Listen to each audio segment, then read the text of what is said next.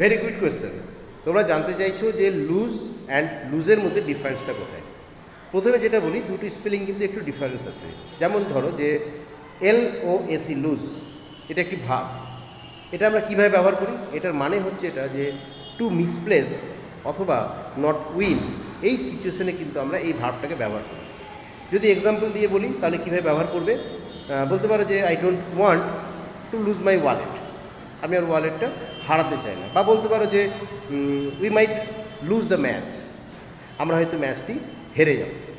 আর LOOSE loose, এটা উচ্চারণ করবো লুজ, এটা একটি অ্যাডজেক্টিভ। এর মানেটা কি? Not tight or fixed.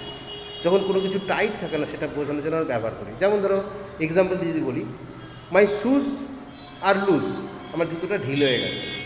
বা এটা বলতে পারি this shirt feels to lose, এই শার্টটা আমার কাছে অনেকটা ঢিলে মনে হচ্ছে।